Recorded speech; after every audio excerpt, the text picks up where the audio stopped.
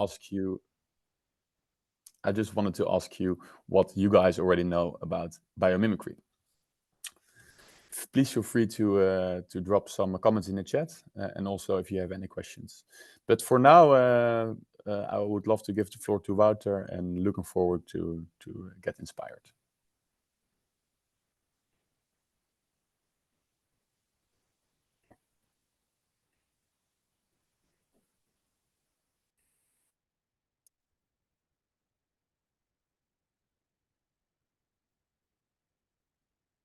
Thanks, Dan.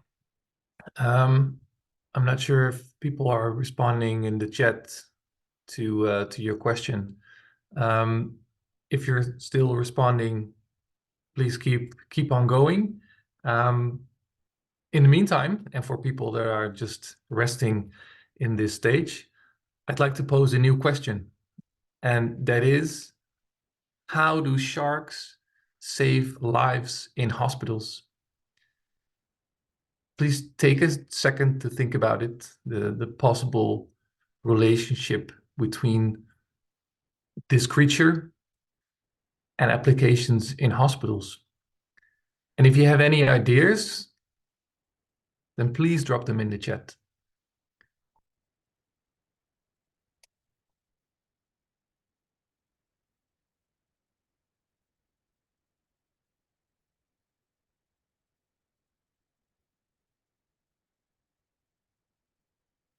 Nice to see you in the chat, Mats.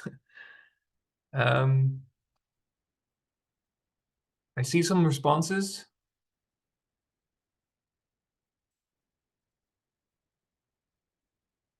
Products and services. Oh, yeah. Way they breathe, something about pressure, something about skin, heartbeats, senses.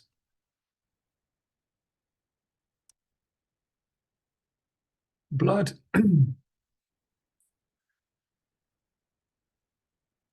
Well, for any of those answers, blood and oxygen, they never sleep. That's an interesting one as well. Not so healthy for human beings until now, but perhaps we can borrow some of the genes and save a lot of time. All of the answers or thoughts that you shared, they might be true, but not invented yet. The answer that I will give you will follow in a minute. But first, who is this guy you're listening to and maybe looking at? Well, I have started out in business, in marketing, communications, and about 9 years ago, sustainability came into play for me professionally. And ever since I can remember, I have a fascination for everything that lives on this planet, from I don't know, from micro organisms to volcanoes, if they're alive or not, but on any scale. And I decided to combine these two passions, business and biology. And I founded Nature's Right, which was founded nearly 5 years ago.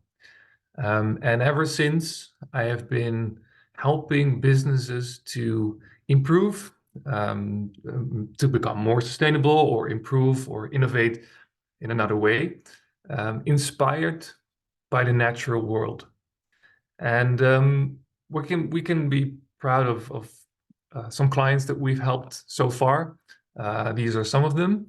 I'd like to say that these are our satisfied clients. The other ones I don't recommend you to ask for. No, these are just a couple of clients. So Nature's Right, what is that about? Well, it is, to start with, it is about how innovative we are as human beings. I mean, we came a long way, and I think the highlight of our society must be taking selfies. Or perhaps it's not always the smartest thing to do if you look at what people are willing to do to have a good selfie. Look at how proud he is that he still has his phone in his hand. That's the most funny part, in my opinion.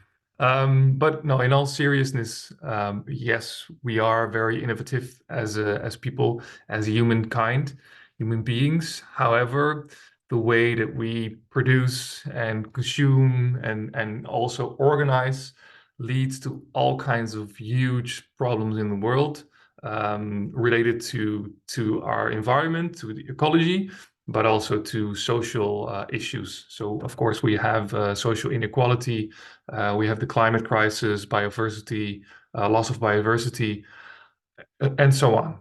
So we are in no way near being future-proof. We have to adapt now to the boundaries and also, of course, the capabilities of our planet and life on Earth. So we have to find ways on how to thrive on this planet. And those ways, those examples can be found maybe even right under your nose, maybe even closer than you think. Because if you look at other species that have been living here for millions of years, sometimes even billions of years, because in all fairness, humankind, modern humankind, Homo sapiens, we've been here for maybe 500,000 years, maybe a bit longer, but other species for millions of years. And they have found ways to not only survive within the limits, the boundaries of our planet and of the inhabitants of the planet, but also even thrive and flourish within these boundaries. And at the same time, they are creating a lot of value and fulfilling a lot of functions that we are also fulfilling with our innovations and within our economy. For example, harvesting energy or producing food or warming things or cooling things or replacing things or collaboration. So we can learn a lot from these species and these systems, and applying this as let's say, or an organization or maybe a society has a name, and that is a subject called biomimicry. So in one sentence, biomimicry is innovation inspired by nature. It's using 3.8 billion years of innovation or research and development, because that is how long life has been on Earth. And it's already around us. Luckily, for example, solar panels, they are mimicking the way nature harvests energy from the sun, like leaves do. So it's the conscious emulation of nature's genius. And it is a interdisciplinary approach that brings a lot of worlds, often disconnected, together. So nature and technology and biology and innovation, life and design. So there is a lot to learn. And if you are able to apply these lessons from nature, then you will get to answers to questions like, how do sharks save lives in hospitals? Well, then first, it's good to know what the problem is, the issue is. Well, every year, thousands of people, they die in hospitals from infections. And in the US alone, it's about 100,000 people a year that get infections, bacterial infections. So in hospitals right now, the way that we fight these bacteria is by using, what's the word? Antibiotics. Thank you. I'm not sure if someone already popped it in the chat. By using antibiotics. But by fighting them using antibiotics, some of them, they survive. So we're actually creating a superbug. So we need a new way to deal with bacteria without killing them. So if you look at the shark skin, and if you haven't noticed, these green things in the middle are the bacteria. If you look at the shark skin, if you zoom in on it, then you see that it's not as smooth as you as you see it from a distance, it's rigid. And these bacteria, because of this shape, they cannot land and reproduce or actually copy themselves on this surface. They cannot live there. So a company called Sharklet has mimicked this surface. And once again, you'll see this surface on the next slide, but then not in animation, but a true image on the left side. So you can see it's like the nano ridges are a little bit like Lay's super chips. And the company Sharklet, they mimic this, and this is what you see on the right side here, this structure. And they created very thin layers, films. And those films, they can be applied on places in hospitals where bacteria spread really easily. So for example, on banisters of or near stairs, or on door handles, or on beds. And so by placing these film layers, bacteria cannot land, they cannot copy, so they cannot spread that easily. So people don't get infected that easily, and lives get saved in hospitals thanks to sharks. So moving on to another example, which has to do, it's a bit more complicated perhaps, but bear with me, pun intended. We're going to talk about bees. And the question is, and please, if you have any ideas, pop them in the chat. Drop them in the chat. How does a bee swarm help groups make wiser decisions? I'm going to at least give you a couple of seconds to think about it and realize how would these two could be connected.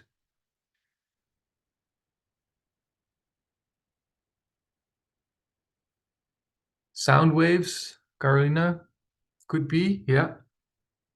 With their dances, creative way to take decisions. Frequencies, the group stays with the bee who gives the best example. Nice, yeah. Leadership, structure of the group.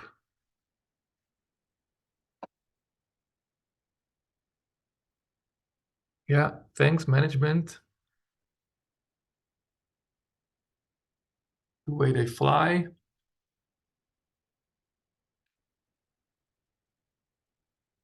Mimic the closest next individual. Nice. Yeah, their body and the way they dance with their body, if I can recall. Believe in the leader. Awesome. Yes, rainbows, hearts. Nice. Same here. Yeah, so bees have practiced taking decisions for about 30 million years, taking group decisions. And they can inspire even the smartest people. There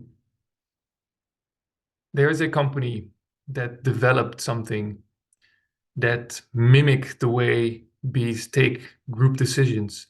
And some of the words that I saw, swarm, for example, dance, they all have something to do with it.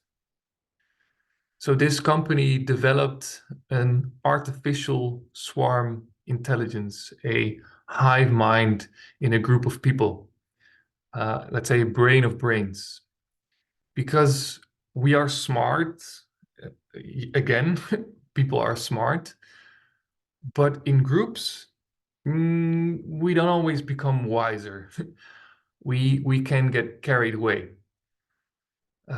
We don't always get to the, let's say, the best outcomes by votings or by polls.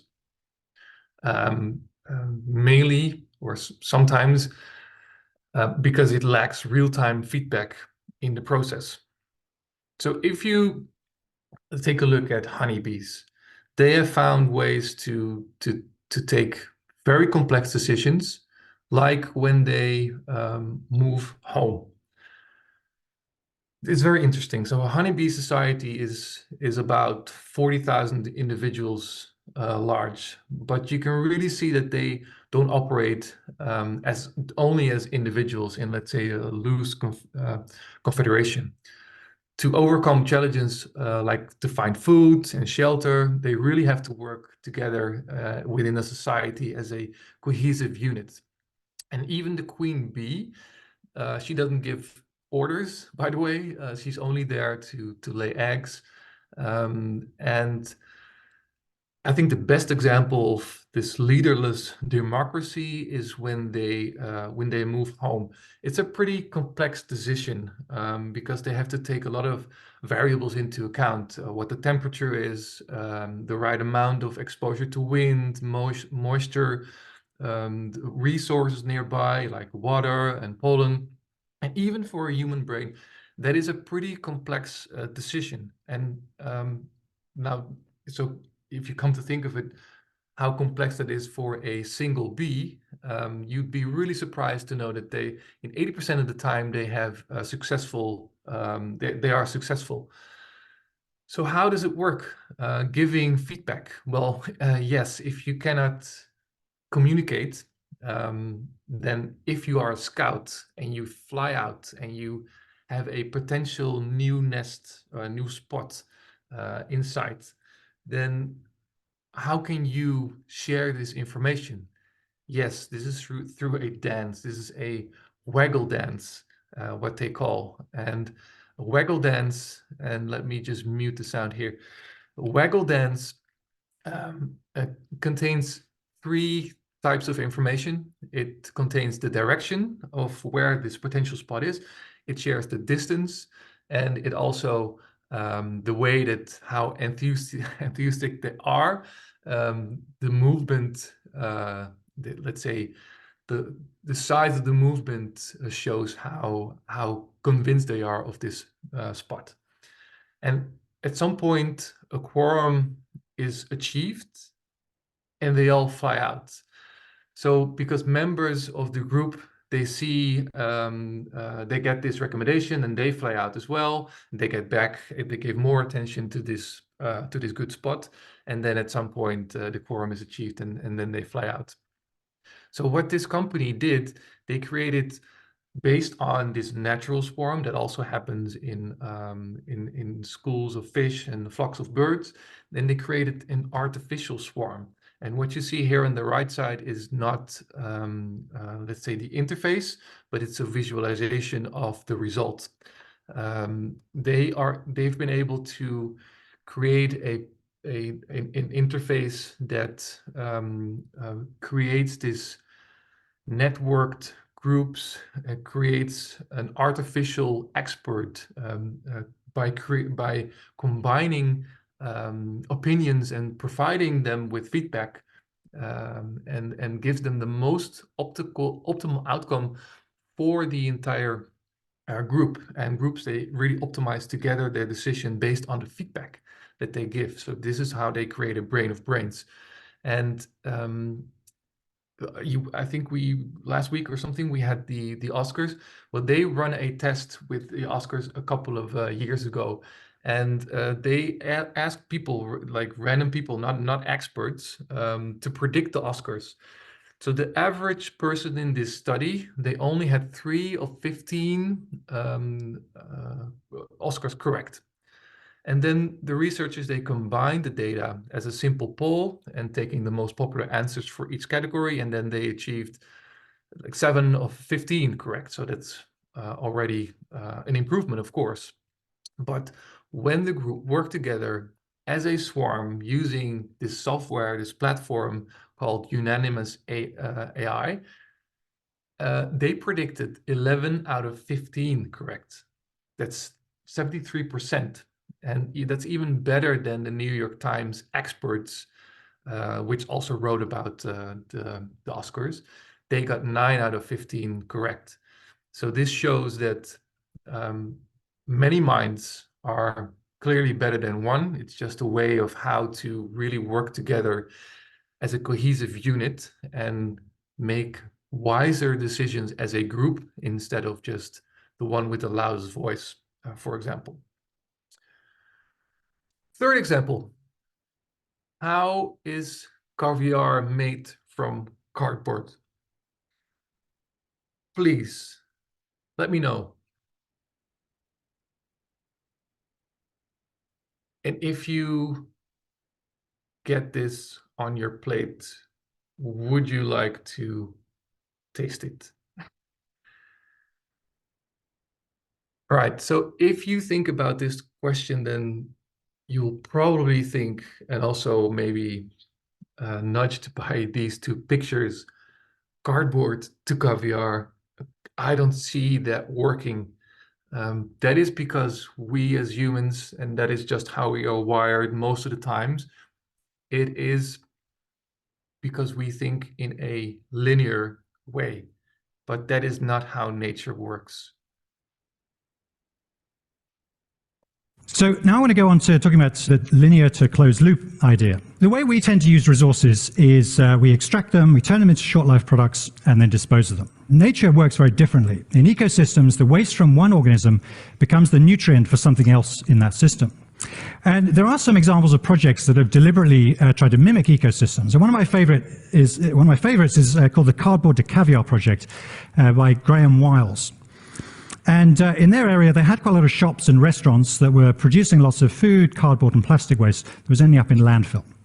Now, the really clever bit is what they did with the cardboard waste. And I'm just going to talk through this with this animation. So they were paid to collect it from the restaurants. They then shredded the cardboard and sold it to equestrian centres as horse bedding. When that was soiled, they were paid again to collect it. They put it into wormery composting systems, which produced a lot of worms, which they fed to Siberian sturgeon, which produced caviar, which they sold back to the restaurants. So it transformed a linear process into a closed-loop model, and it created more value in the process. Graham Wiles has continued to add more and more elements to this, turning waste streams into schemes that create value. And just as natural systems tend to increase in diversity and resilience over time, there's a real sense with this project that the number of possibilities just continue increasing. And I know it's a quirky example, but I think the implications of this are quite radical, because it suggests that we could actually transform a big problem, waste, into a massive opportunity. You help me, I'll help him. Yeah, so this is a relatively simple loop. Natural ecosystems are more complex than just a circle and more diverse. And that is how they become resilient as well. And we, first of all, we need to think in systems and see waste as an opportunity, much like B Corps like EcoBirdie design furniture made from waste. Actually, waste doesn't exist. Rotterdam, also thinking in systems. And yes, you can call this symbiosis as well. There are different types of symbiosis. Mutual symbiotic relationships, they provide each other with a service. It's not always the case in a food web or in a natural ecosystem that it's always coming from two sides. You also have some other forms of symbiosis. So really, this helps us. Ecology helps us with systems thinking. So now I want to... Right. So you've seen 3 examples of biomimicry, and those were not randomly picked, because these show let's say, the methods of how you can apply biomimicry.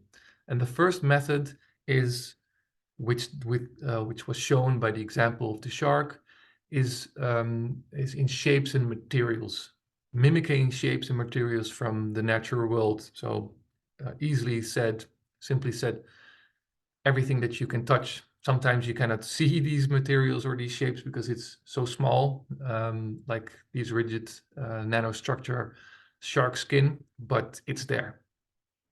And the second example of taking group decisions is an example of ways that you can mimic processes from the natural world.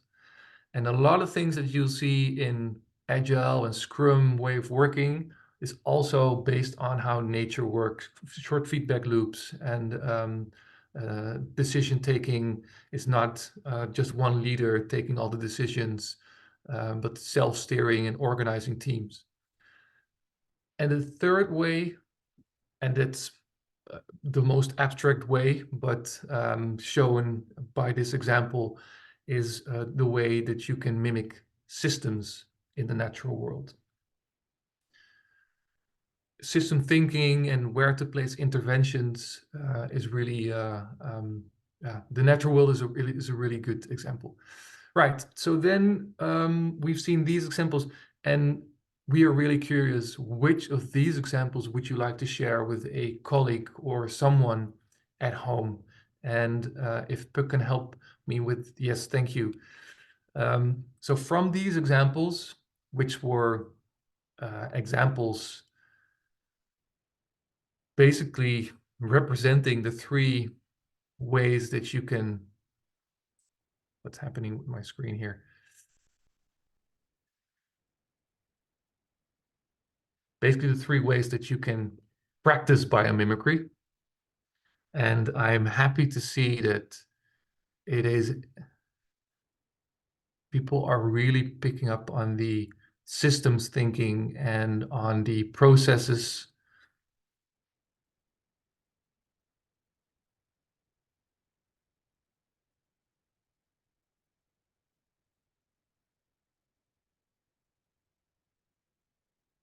All of them. Yes, of course, why choose?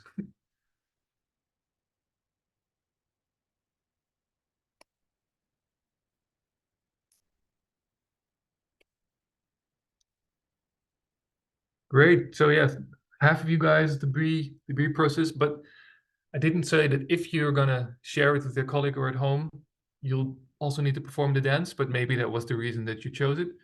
Otherwise, you can also look up, there's a great video made by Wired that explains the shark skin as well. And well, we'll maybe share the deck with you as well, but you can share them, of course, by explaining them. All right, I'm going to give you two more examples. And the first example is something that hopefully you wouldn't expect either, is the answer to the question, how did lobsters help us to see into space? How did they do that?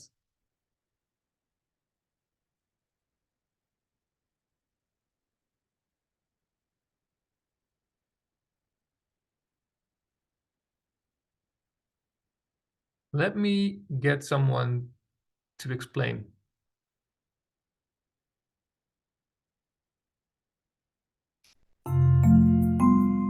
What happens the moment a black hole is created? Or when two stars crash into each other? Space telescopes hunt for these rare events by detecting the X-rays they emit, allowing scientists to study them. But traditional telescopes can only survey a small patch of sky at a time, not so useful for spotting unexpected activity. So scientists turned from deep space to the deep sea for inspiration. Lobsters living in murky water have evolved a remarkable way of visualizing their world. As well as using their antennae and sense of smell and taste, their eyes are mounted on stalks. Each eyeball is covered in thousands of tapered square tubes which work like mirrors.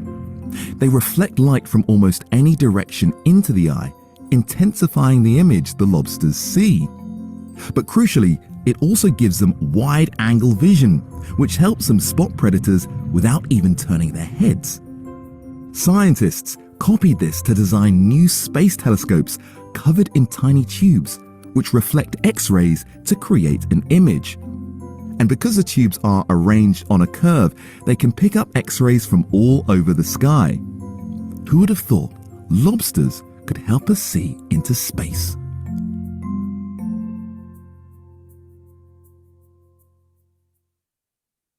So yeah, something with curving of the eyes, not exactly enlarges, but yeah, good suggestion. Right. One more example, one more question. How can cows build sewage treatment plants? Well, let me give you, or maybe a spoiler alert. They can't, because they cannot build stuff, but of course they can do something else. And it's good to know, which is not a fun fact, but it's good to know that 80% of the world's wastewater is dumped untreated, leading to poor sanitation and diseases. And this is particularly a problem in Bangalore, in India, where the lakes contain so much water, the lakes contain so much sewage that they catch fire. And their treatment plants can be very expensive to run because waste is usually broken down by bacteria and they feed on oxygen. And then you need to have a costly blower motor to feed that oxygen. So a couple of people there, a resident called Tarun Kamur, he looked at cows for a solution. Because these, let's say, masters of digesters, they have 4 stomachs, as you probably know, 4 stomach chambers, not really stomachs, but they contain bacteria that do not need that oxygen. So as let's say the grass passes through the bacteria in each chamber, they convert these grasses into nutrients, gas, water, and into waste. But these bacteria let me emphasize that are living in these chambers, they don't need oxygen. So that is something that they mimicked. They designed a treatment plant to have these bacteria taking, they took this from the let's say the shit of the cow, and maybe cow dung. That is a more sophisticated word. And they put these in these chambers that they mimicked. These let's say used basins where the sewage water flows through, and it actually works with gravity, so they don't need to have any power in these treatments. And as the further it travels, the sewage water, the cleaner it gets. And solid waste sinks to the bottom, and the rest is converted into gas and clear water, which is safe to use outside. And now they have 50 treatment plants built, and a team now is planning to export the design to Africa. Right, so you've seen all kinds of wonderful examples of techniques and processes and strategies from the natural world. Most of them actually helping in sustainable innovation, but sometimes just triggering creativity. But if you combine all the strategies from the natural world and all the, let's say, create principles of them, and mimic the whole natural systems, the natural ecosystems, you can also conclude that nature gives a blueprint for a sustainable business, and a blueprint that is very similar actually to the B impact assessment and the B Corp certification that is built on that assessment. Dan already mentioned at the beginning, yes, as well as in the B impact assessment, things that are rewarded, like diversity, yes, is rewarded in natural systems as well. So there are many parallels. So what we did, for example, is we combined all these principles and created a flow, which is a sustainability scan that you can apply on a business. And flow consists of 4 parts. all with parallels to the natural world, but also, of course, with links to business. So really quickly, function means, okay, so in a natural ecosystem, every living thing has a function, creates value for the system as well. So if you're thinking about a business, what is your value besides maybe shareholder value? So besides your business, your economical business model. So if you create value, that's great, of course, but at the same time, you can never, and that happens in nature is the same way, you can never hurt or destroy your environment. So this is where all the footprints come in, of course. And then looking at nature, how it's organized, survival of the fittest, there's always a need to adapt. Well, how do you organize this ability to adapt and to make sure that people within your business, they don't get burnouts and etc. This is all covered in organization. And then waste, well, waste doesn't exist in the natural world, obviously. So what happens in your business? How do you deal with byproducts, or how do you deal with what you call probably waste now as well?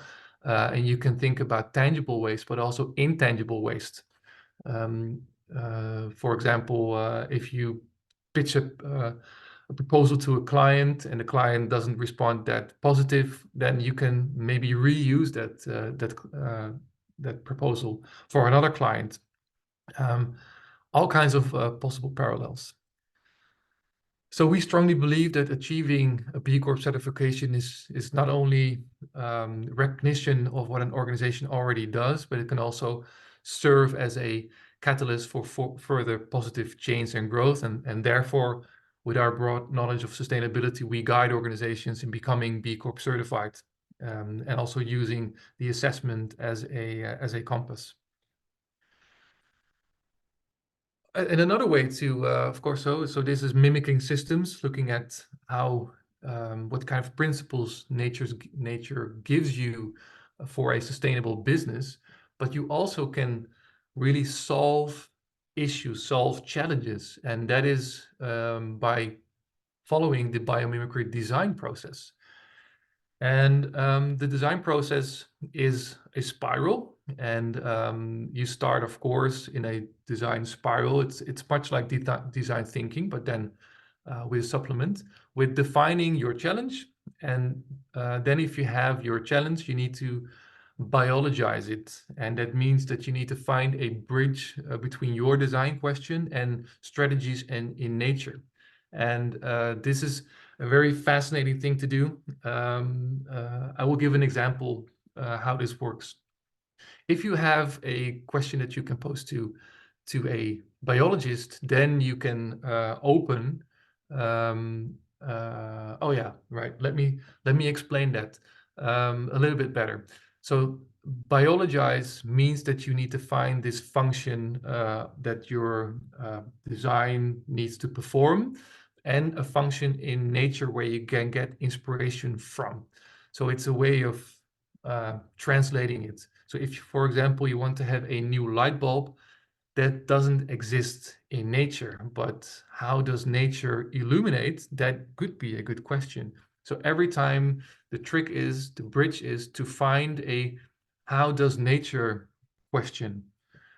So how does nature protect from impact, for example, or retain moisture, or how does nature optimize space?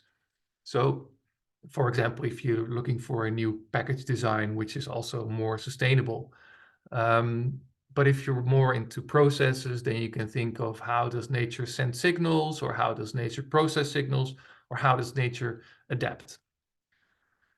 So then if you have this question, then you can really open that database with 3.8 billion years of research and development, and discover all kinds of biological strategies that are relevant for you. But of course, you can look at them, but you cannot directly copy them. You have to abstract the design strategies from what you've seen in nature.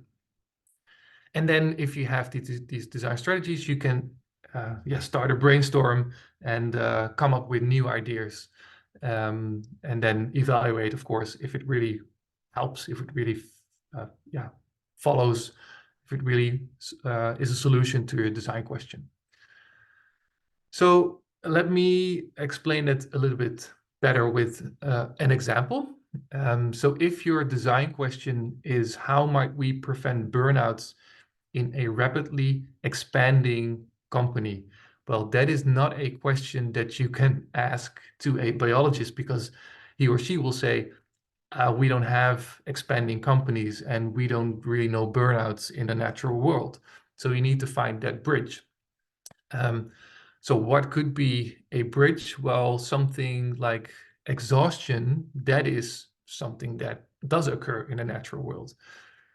So how does nature prevent exhaustion in extreme conditions is a good question for a biologist. And then they will say, yeah, sure. Of course, then we can look at how species survive in deserts, or maybe even where it's really, really cold, or when the competition is really high. So then you'll get all these great examples. But of course, we are not an ant, or we are not a cactus. So then you need to extract the working principles. So for example, ants, they are really flexible in the way that they divide tasks, and in even switching tasks if the workload becomes too high for some of the other disciplines, workers, for example, or foragers for food. So then they switch and prevent that the workload gets too high in this particular part of their organization. So if you have all these really great examples and abstracted them, then you can start your own brainstorm and come up with all these amazing ideas. So we have lots of these examples, but I also would like to have a little bit time for Q&A. So maybe it's good to move on to just a conclusion, and that is, let's say, the 3 things that we do to apply biomimicry. To recap, well, first of all, we have lots of ways to do inspiration sessions, and this one here was just let's say an example, but we have like hundreds of examples of biomimicry cases, so we can really tailor it to any topic. So we do a lot of inspiration sessions. We have workshops. So with the example that I just showed you, for example, with burnouts, it's much like design thinking, but then with looking at nature for inspiration. And the third thing we do is, yes, we help businesses to become more sustainable, and also we help them with their B Corp certification. And I've noticed in the chat, Ask Nature, yes, that is a very good, helpful resource if you want to solve issues, problems of your own, challenges, if you will, and then really find some really good strategies from the natural world, because that is an open source database. This is something, cheating is just a smart thing to do. Maybe it's not something that you will learn at school, but I think this really shows, looking at nature, it might be cheating, but it is just a smart thing to do. So thanks for attending, and I hope we have quite some questions to answer in the final minutes that we have. Yes, definitely, and thank you so much, Wouter, for this inspiration. I already saw an amazing, interesting question in the chat. That's actually about how to make it tangible in our day-to-day work. So, do you have any advice on how to integrate this way of thinking into a day-to-day process of working at work? Question from Emily from Lighthouse. Thanks, Emily, for that question. Well, okay, so biomimicry can be, you can practice it in 2 ways. And the first way is called biology to design. That means that you can observe many things in the living world. So every day that you encounter something that is alive, like a plant in your house, or if you're outside, look and think about what could this function of this shape or the function of this movement be. This is an approach that is maybe a little bit difficult for people that did not study anything nature related, but it is a way to open, let's say, a way of thinking in your everyday life.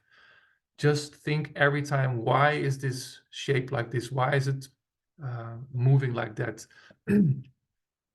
But the other way around is, and that is what I did share, but if you have any other questions or maybe something that you'd like to have explained, please let me know, is to start with your challenge, any challenge that you have.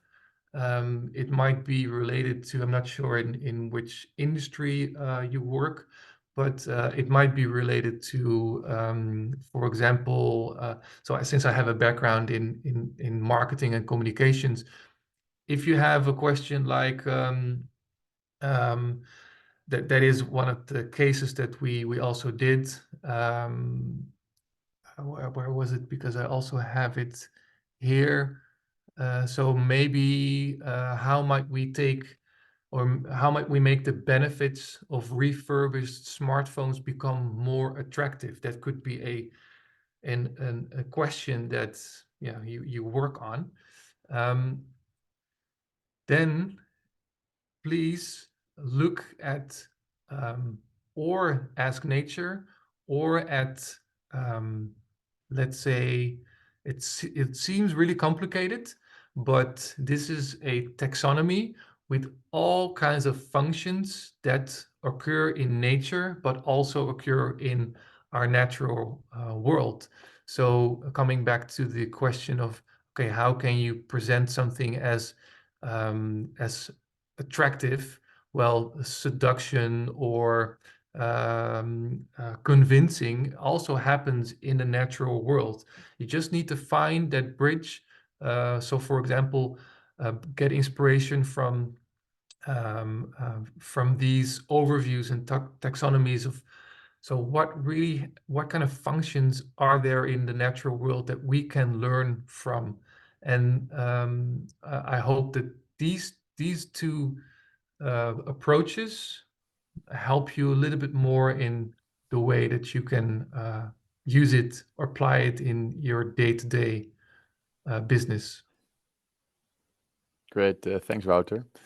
So maybe if we can then skip a few slides, we have come to the end, but last but not least, I would love to take you through all the amazing events which B Corp and B Lab has organized for the B Corp community and for people outside of the B Corp community, as of course Marx is all there to share our inspiration and knowledge with the wider world, the wider business world. So if you're interested, you can look back at the slides later in your own pace and look at these events, because all these events have been recorded. And if you are interested in, for example, the topic of positive workplace activism, or something on greenwashing, so expectations and preparation for the Green Claims Directive, you're all able to take a look at the recording. Last but not least, there's one event which I would love to promote to you all, as it has a very clear nature focus, and that's an event which we are organizing on the 10th of April at Nyenrode University in Brederode at their castle. Because we have set up a partnership with Nyenrode and Earth Law Center, and we have created a toolkit for businesses to get started to onboard nature as a stakeholder. So what does that mean?